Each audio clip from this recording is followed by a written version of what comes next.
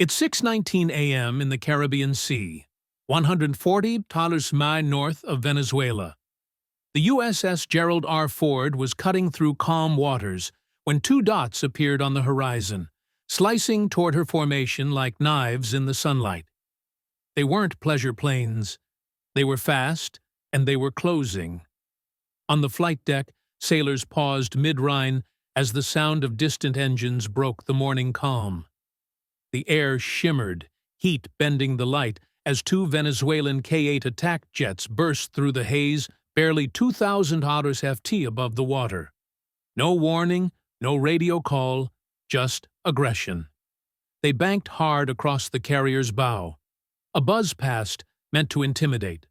But intimidation only works when the target reacts. The Ford didn't. From the bridge, the commanding officer watched through binoculars, unflinching. "Maintain course," he said. The Venezuelan lead jet pulled into a steep climb, afterburners flaring, trailing smoke that caught the dawn light like fire. The second followed, wings rocking. The move was too dangerous, too low, too fast, and far too close to a 100,000-ton nuclear carrier whose radar systems could track a tennis ball at 40 miles. Down in the Combat Information Center, the Ford's air controllers were already watching every frame of it on the FLIR feeds. Their screens painted the truth in infrared.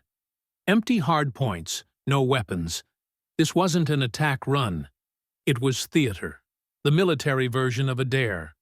But here's the thing about dares at sea. One miscalculation, one slip in judgment, and you're not just buzzing a carrier. You're provoking a superpower. At 06:21 hours, the jets turned back towards the Venezuelan coast. For a moment, it looked like it was over, but it wasn't, because 2 minutes later, the radar picture changed. And what happened next would turn a simple flyby into an international incident. Inside the Combat Direction Center, the lights were dim. The air was thick with focus. Radar scopes glowed pale green across the wall of screens. Every operator already knew what the tracks were. Two Venezuelan K-8s. But now something didn't fit. Combat. We've got a second radar return. New vector bearing 217 high-speed and climbing. Another pair. 4 contacts total heading straight for the Ford strike group. The watch officer leaned in, plotted. Confirm IFFF. Negative. IFFF. No response to hails. The room fell quiet, except for the hum of consoles, but nobody panicked. They trained for this 100 times. Above deck, Air Wing 8 snapped into motion. 2 FA-18E Super Hornets were prepped for launch. Yellow shirts waved them forward. The catapult crews crouched into position.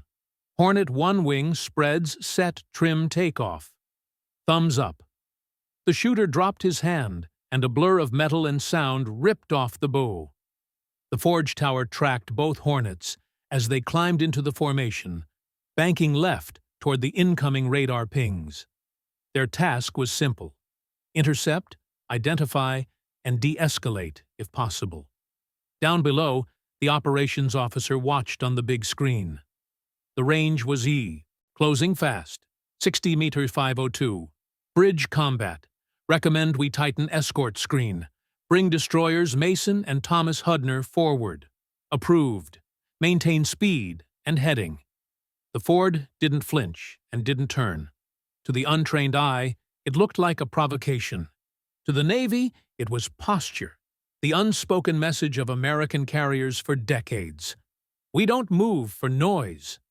By 06:26 hours, the Hornets were climbing through 15,000 ft, and what they were about to see would confirm that this encounter was no accident. At 15,000 ft, sunlight hits the Hornets like fire on metal. Their engines howl against the Caribbean air as they push east, streaking towards the unknown. The lead pilot, call sign Viper 1, scans his radar display. 4 solid returns, spacing tight, altitude increasing. Control Viper 1, confirm bandits, 4 contacts bearing 217, angles 16. Copy, Viper 1, positive ID, Venezuelan K-8W, rules of engagement, defensive only. Roger that. We'll keep it clean. Below them, the USS Gerald R board is a speck on the water, flanked by her destroyers in perfect diamond formation. The carrier's Spy-3 radar paints the entire sky with precision, feeding every metric, speed, altitude, vector straight to the Hornets' cockpit data links. At 0628 hours, the two lead K-8s pop through a thin layer of cloud contrails, slicing through the blue. Viper 1 to contact. Identify yourself immediately. You are approaching a U.S. carrier group operating in international airspace. Static, but then a voice, thick with accent. U.S. aircraft. You are violating Bolivarian territory. You will turn away now. The Venezuelans cut across the Hornet's nose at just under 400 knots. One so close that Viper 1's helmet display flashes. Proximity alert. Watch your spacing, his wingman calls. Viper 1 studies his grip. We're not here to dance, boys. Just watch the show. Back on the Ford, every radar sees it in real time. The flight paths crossing within seconds of collision. Bridge combat. Venezuelan aircraft executing unsafe maneuvers. Copy that. Maintain calm posture. No course change. Well, one thing's clear now.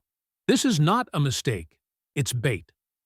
At $17,000 FT, the two Super Hornets shadow the Venezuelan formation like wolves, trailing a reckless pack.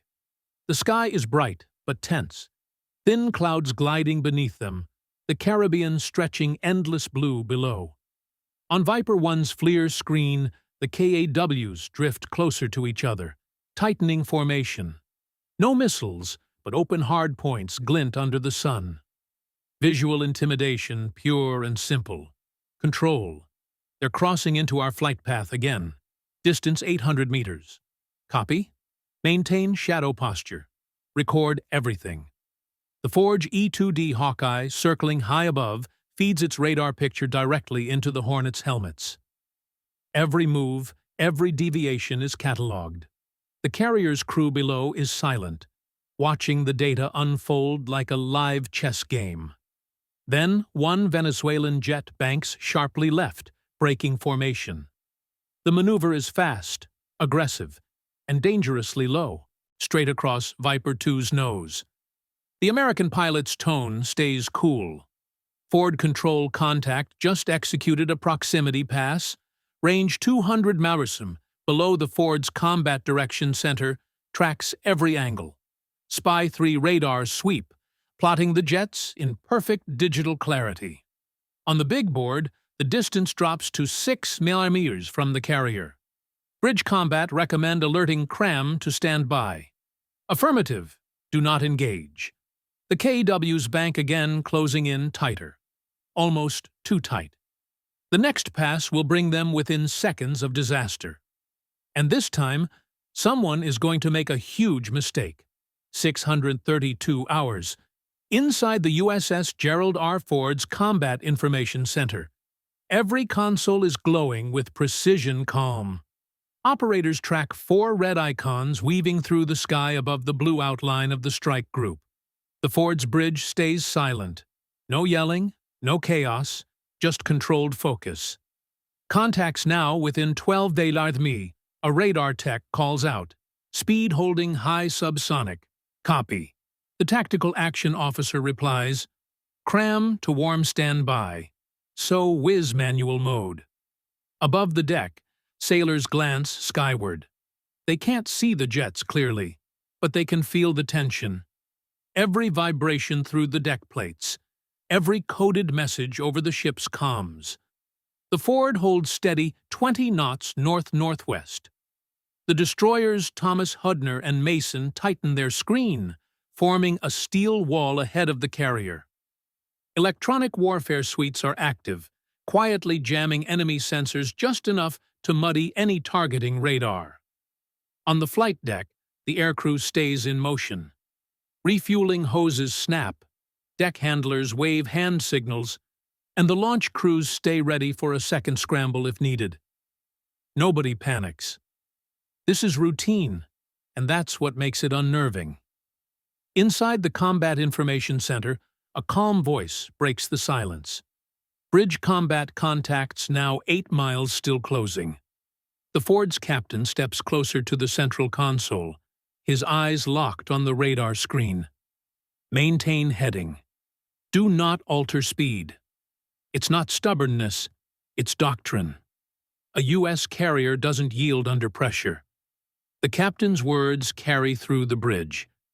If we move for every jet that postures, the sea stops respecting the flag. Outside, the K-8Ws continue their approach, dipping low enough for their shadows to ripple across the ocean. And then one of them dives.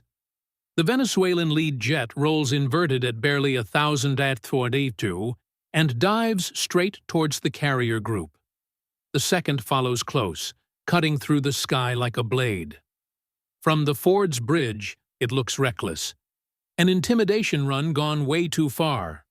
Bridge combat contacts now within 5 miles. Altitude dropping fast. Down below, the Phalanx Seawis turret slews automatically. Its 20mm barrel is tracking the lead aircraft. The system sensors detect movement faster than any human eye can blink. The only thing keeping it from firing is a silent command. Stand by. In the sky, Viper 1 and Viper 2 lock their helmets towards the Venezuelans. Cameras recording everything through the canopy. The American pilot can see the other man's face. Visor glinting, jaw tight, hands trembling on the stick. Ford control, they're coming in hot. Range 1.2 miles. Copy. Hold your line. Do not escalate. The first caw roars over the destroyer Mason's bow. Engines screaming, wake turbulence rolling off its wings.